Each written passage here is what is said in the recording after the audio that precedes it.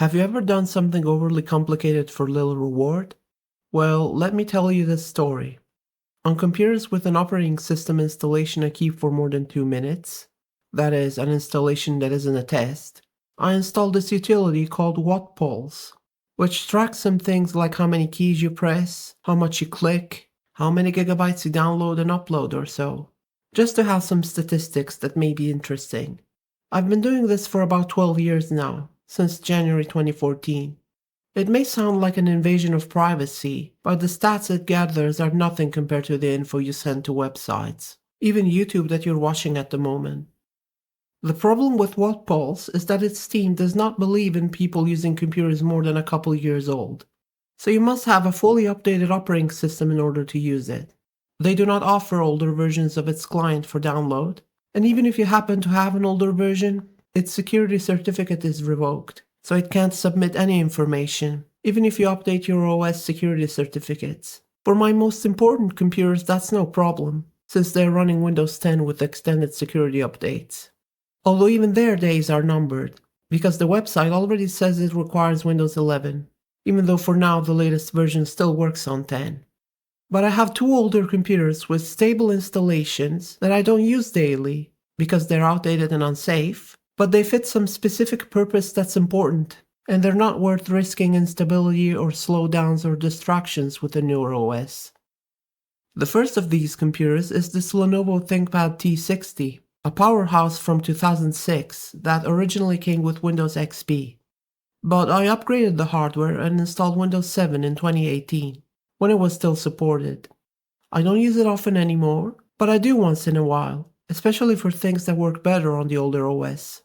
The second computer is this Apple iMac from 2011, running its latest officially compatible macOS version, 10.13 High Sierra. I considered installing a newer version with a patch, similar to how I did on my 2009 MacBook Pro, back when High Sierra was the latest version, but decided against it because all I use it for, which is managing iPods and iOS devices, works fine. It works with devices as new as the iPhone 15 running updated iOS 26, and maybe even the current ones.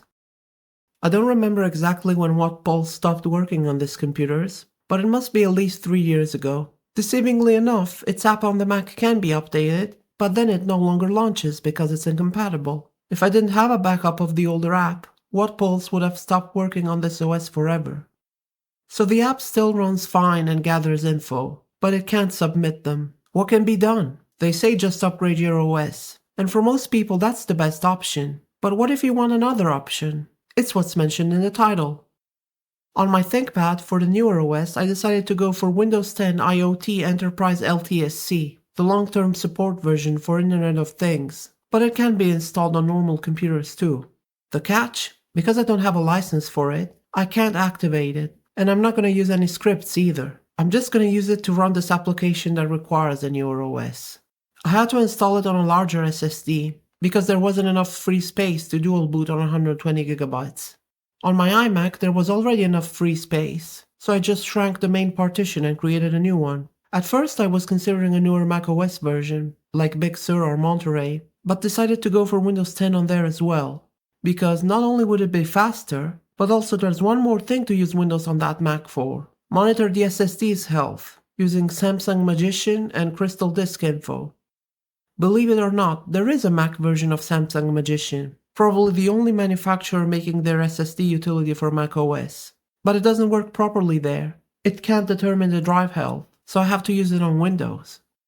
To install Windows on this Mac, I did not use Boot Camp Assistant. I did it the hard way manually. And I didn't follow my own guide about installing it in legacy mode. I installed it in EFI mode by booting directly from a USB flash drive. On the 2009 MacBook, doing this prevents you from being able to adjust brightness. On this 2011 iMac, what doesn't is sound.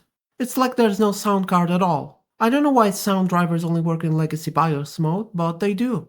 No matter what you try, installing the audio drivers in EFI mode on this 2011 iMac always fails. Which is a shame because this iMac speakers sound really good. They don't have a lot of bass, but they get very loud. So besides the lack of activation, this is another proof that this Windows installation is just for limited purpose. For what I have to do on here, the lack of sound drivers is fine. And also there was a problem with the video driver. This iMac only has AMD graphics, but Windows thinks it has both Intel and AMD, and when it tries to install the Intel video driver from Windows Update, the OS crashes, so I had to block automatic driver updates. I found an updated AMD video driver from this website.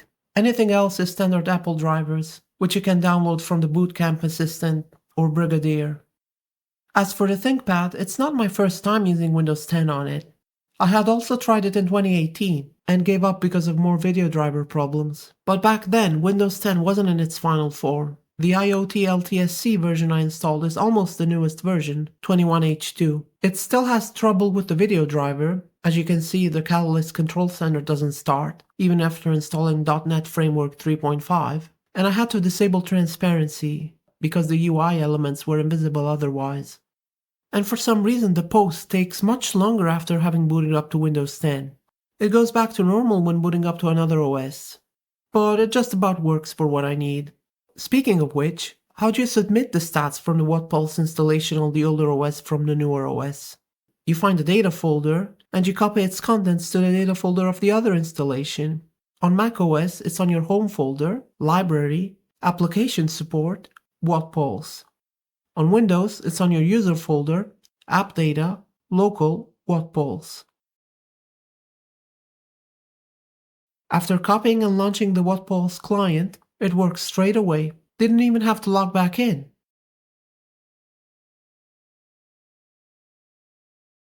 And there you go, it's done.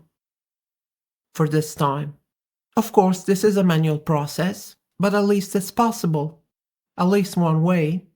What about subsequent pulses? Can you take the files from a newer version and put them back on the older version so it keeps tracking info, and then you take it back to the newer version to submit them? That's actually a thing I haven't tried yet, so let's try it.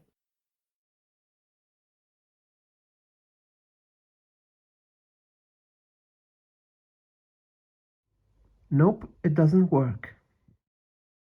And if I can't do it the other way, then all of this was just for one time.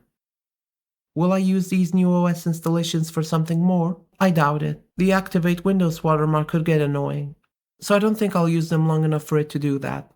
There's one thing I wanted to try on a test installation. I recently came across an installer for WordPerfect 2002, which sounds old, but it was made years after it was surpassed by Microsoft Office Word. I installed it here to take advantage of this ThinkPad's great keyboard. It shockingly works on Windows 10, and it's quite interesting.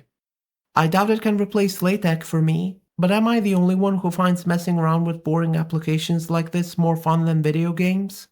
Thank you for watching.